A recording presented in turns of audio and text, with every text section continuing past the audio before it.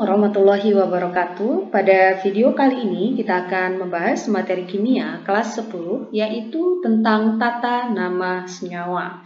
Nah, jadi tata nama senyawa di dalam kimia itu disusun berdasarkan aturan IUPAC. Oke, kita langsung lihat untuk pembahasannya.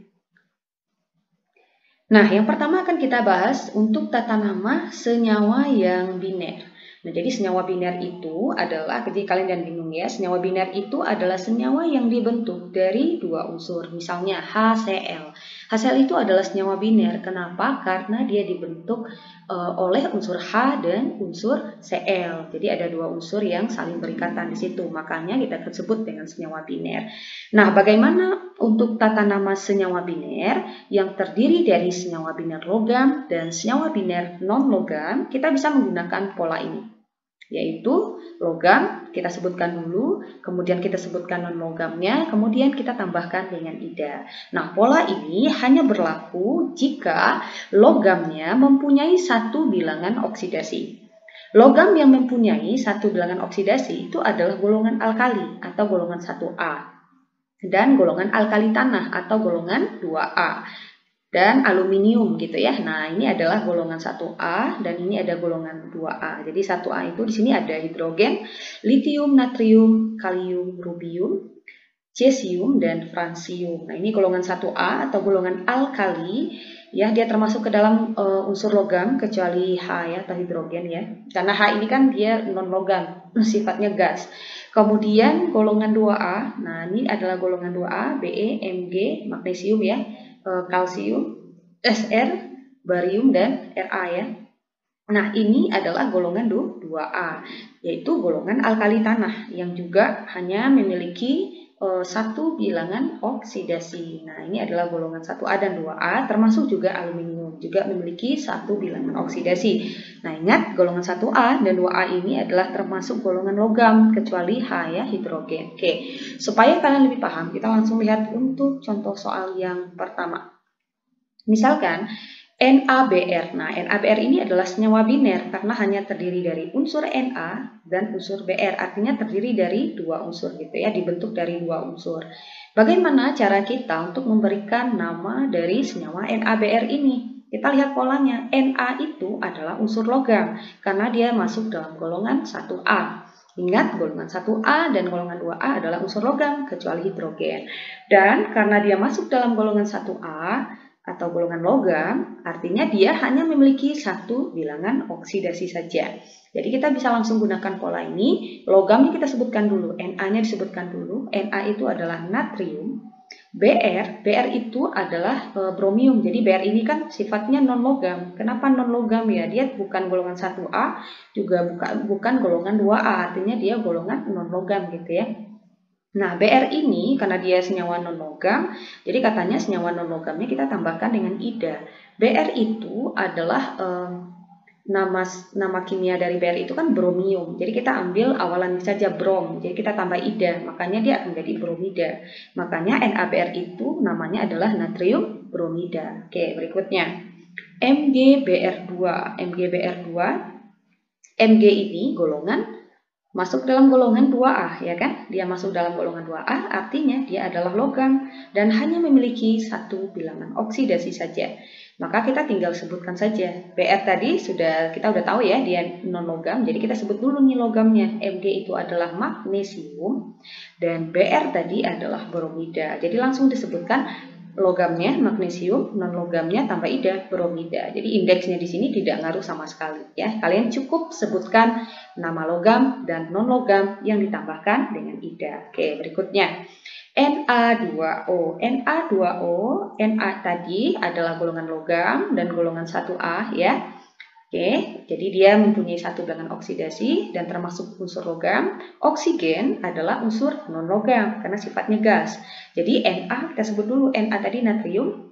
O itu kan adalah oksigen. Jadi kita ambil awalannya oks, kita tambah ida, dia akan menjadi oksida.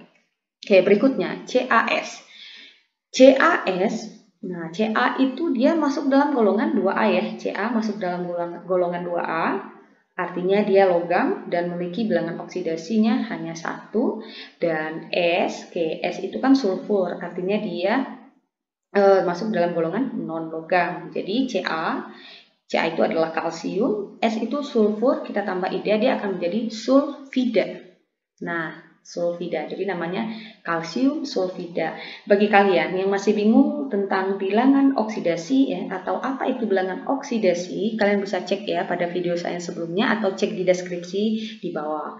Oke, kemudian contoh yang lain misalnya K2O.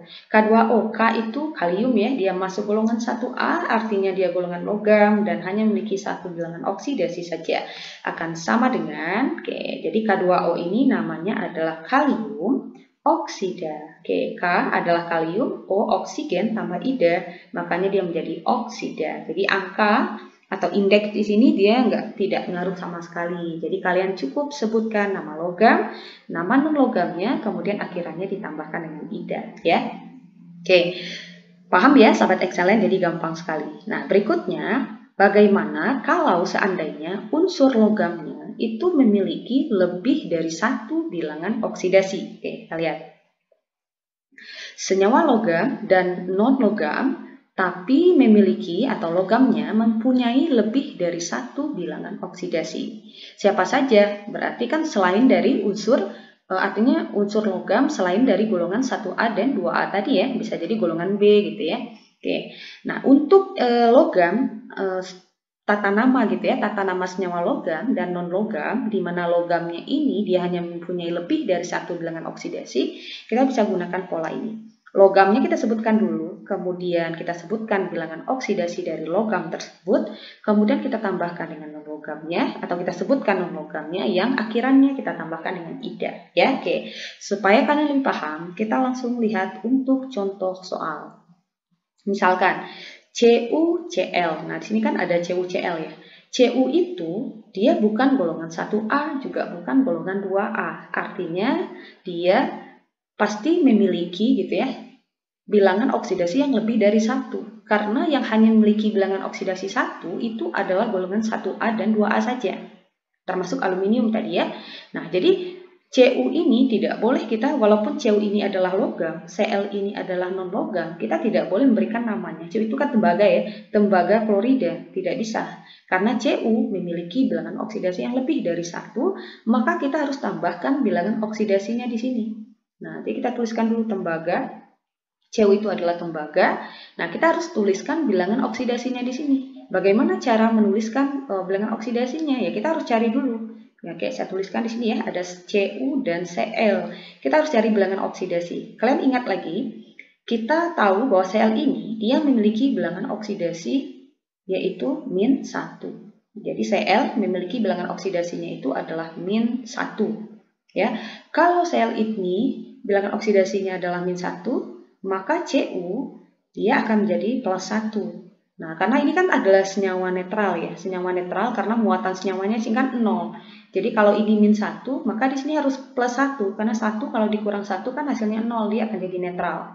Atau lebih gampang kalau ini -1 ya ini kalian langsung aja, ini harus tandanya harus +1 gitu ya. Jadi tembaga kita tuliskan bilangan oksidasi dari Cu tadi. Cu tadi adalah 1, makanya dia akan menjadi tembaga 1 klorida. Nah, seperti itu. Ingat, ini Cl, ini adalah bilangan oksidasinya itu biasanya adalah, bukan biasanya ya, Cl itu bilangan oksidasinya adalah -1. Kalau O, bilangan oksidasinya adalah -2. Kalau Na, bilangan oksidasinya adalah +1. Nah, kalian bisa cek ya pada video sebelumnya tentang bilangan oksidasi dari suatu unsur ya.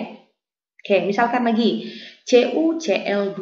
Nah, CuCl2 sama juga dengan Cu tadi adalah logamnya, Cl tadi non logamnya, tapi Cu dia memiliki bilangan oksidasi yang lebih dari 1 ya. Maka kita tuliskan di sini tembaganya atau Cu-nya kita tuliskan dulu, kemudian bilangan oksidasinya kita harus cari dulu. CuCl2. Ingat tadi Cl tadi adalah Cl tadi bilangan oksidasinya kan -1 ya. Karena jumlah Cl ada 2, maka -1 kita kali 2, makanya dapatnya -2. Kalau Cl di sini atau Cl2 di sini sudah -2, maka Cu harus +2 karena kalau kita jumlahkan hasilnya harus 0 ya kan. Makanya tembaga kita dapatkan bilangan oksidasi dari Cu itu adalah 2. Makanya tembaga 2 klorida. Nah, jadi CuCl dan CuCl2 itu penamaannya berbeda. Ya, dia mengikuti bilangan oksidasinya di sini. Tembaga 2 klorida. Oke, berikutnya.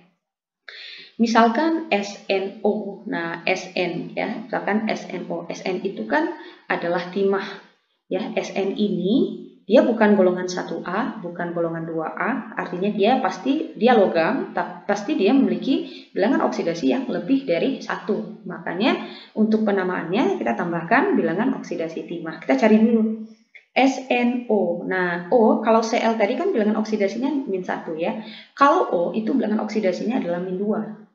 Kalau O adalah -2, kita udah tahu SN-nya pasti +2. Jadi, bilangan oksidasi dari timah atau SN tadi adalah 2. Kita tuliskan, makanya dia timah 2O oksida. Oke, paham ya? Berikutnya ada SNO2. Oke, kita buat dulu ya SNO2. Namanya SN tadi adalah timah. Kita cari nih bilangan oksidasinya. Karena SN ini memiliki bilangan oksidasi atau logam SN ini memiliki bilangan oksidasi yang lebih dari 1. O tadi bilangan oksidasinya kan adalah -2. Karena O-nya ada 2, maka -2 kali 2. Kita dapatkan -4. Kalau O-nya -4, maka SN adalah +4. Maka kita dapatkan timah 4. Oksida, bukan klorida ya. Oksida, karena di sini oksigen. Jadi timah 4 oksigen, oksida. Nah, bagaimana sahabat excellent? Gampang ya. Oke, kita lanjutkan. Kemudian bagaimana dengan senyawa kalau tadi logam yang ditambahkan dengan non-logam? Nah, bagaimana kalau senyawa binernya itu sama-sama non-logam? Nah, kalau dia sama-sama non-logam, kalian bisa gunakan pola ini. Non-logamnya disebutkan dulu ya, non-logam, kemudian kita tambahkan dengan ida. Nah, supaya kalian lebih paham, kita lihat ya contohnya. Misalkan NO ya. N itu nitrogen, sifatnya gas, non-logam. O itu juga gas ya, oksigen, dia juga non-logam. Jadi non-logam ditambah non-logam.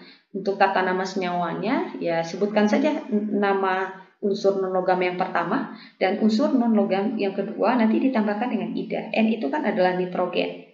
Dan O itu adalah oksigen, makanya nitrogen oksida. Karena yang non-logam yang kedua ini kita tambahkan dengan ida, gitu ya.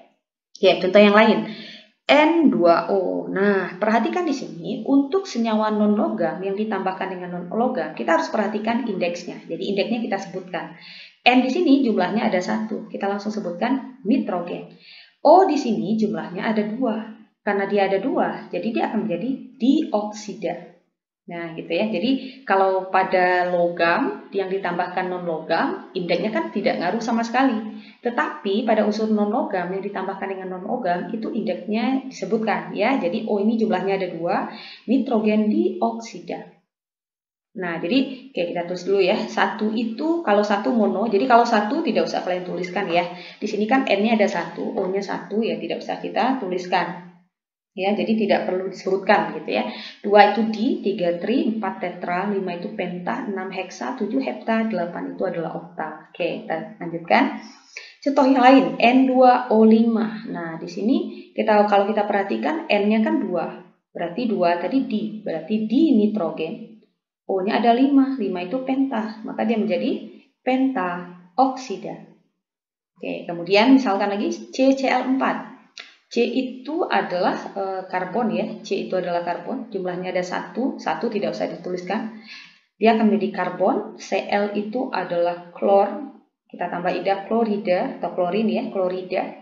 Karena jumlahnya ada 4 di sini, Cl4, 4 itu adalah tetra, maka dia akan menjadi karbon tetra klorida. Oke, nah untuk senyawa non-logam dan non-logam ini ada pengecualiannya, misalkan. Unsur misalkan HCl ya, HCl. Nah, ini kan terdiri dari unsur H dan Cl ya. Jadi untuk HCl kalau kita kasih nama, nah kita masih mengikuti pola ini tadi ya. H itu adalah hidrogen, Cl itu adalah klorida. Maka namanya hidrogen klorida. Atau boleh juga, jadi karena di sini dia berikatan dengan H ya, ada H di sini ya. Maka kita boleh juga memberikan namanya dengan memulainya dengan asam.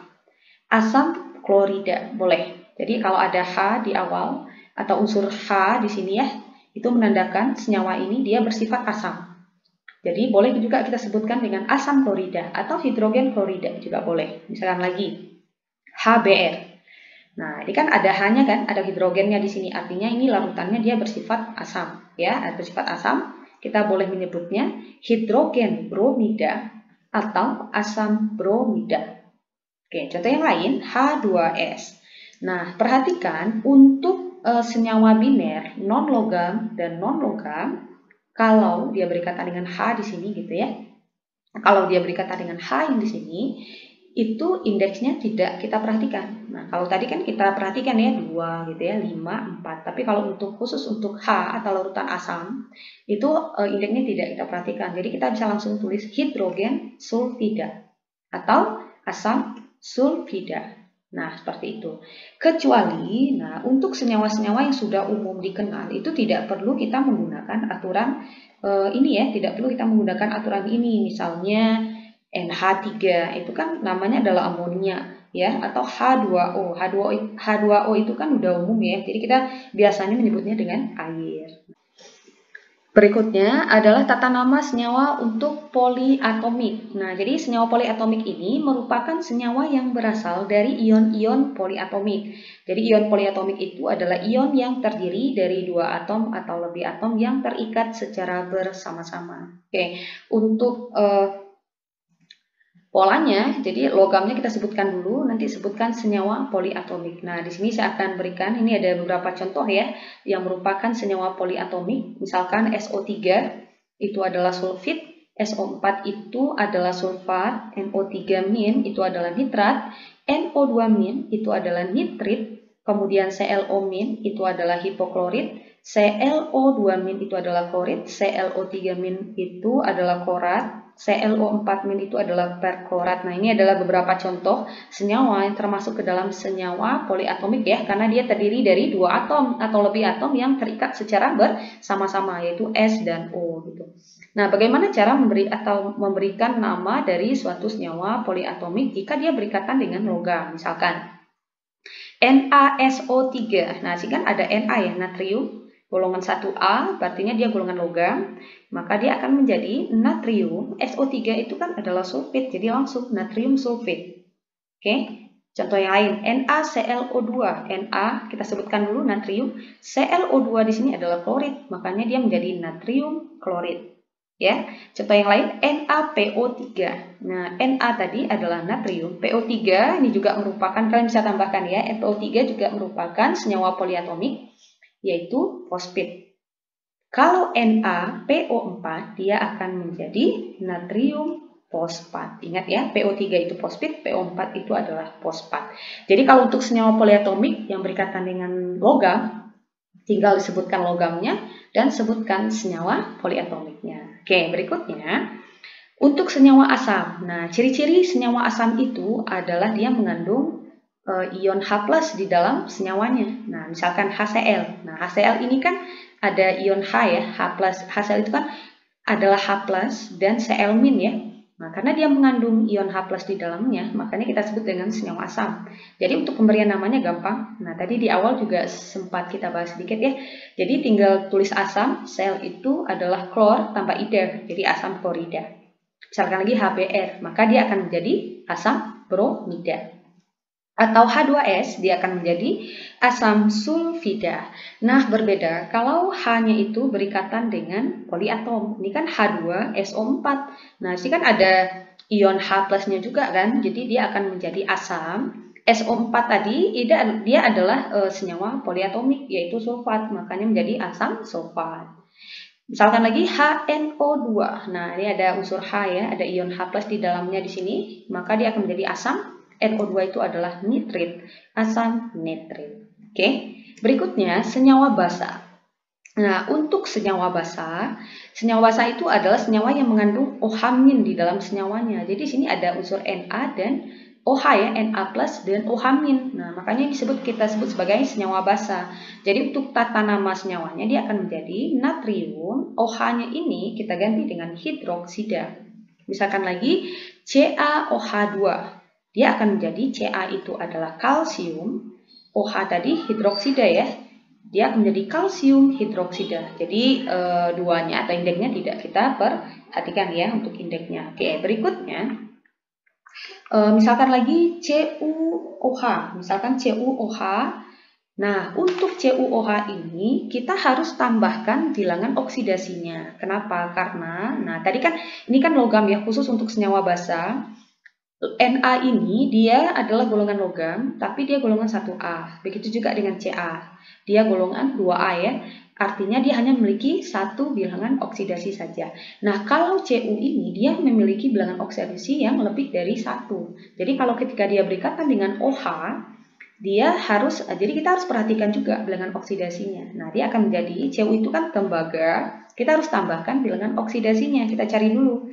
Jadi dia akan menjadi tembaga 1 oksida. Kenapa bisa 1? Oke, kita coba ya. CuOH. Ini ada Cu, ada OH. OH itu muatannya adalah -1, selalu -1. Atau bilangan oksidasinya adalah -1. Maka Cu akan menjadi +1. Makanya di sini dia akan menjadi tembaga 1 hidroksida. Oke, contoh yang lain. CuOH2. Kita tulis dulu ya. Tembaga, harusnya tembaga ya, bukan kobak ya. Cu. Oke, ini salah tulis ya. Seharusnya Cu atau tembaga. Nah, jadi kalau kita tuliskan di sini CuOH2, OH tadi kan muatannya -1, kali 2 dia akan menjadi -2, Cu plus 2. Jadi kita dapatkan muatan Cu-nya adalah plus 2. Jadi seharusnya di sini ya, kalian ralat ya, tembaga 2 hidroksida.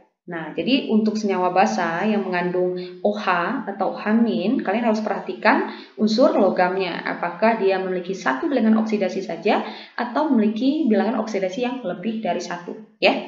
Oke, sahabat excellent, itulah untuk tata nama senyawa kimia berdasarkan aturan UPAX ya. Semoga kalian paham, semoga membantu juga.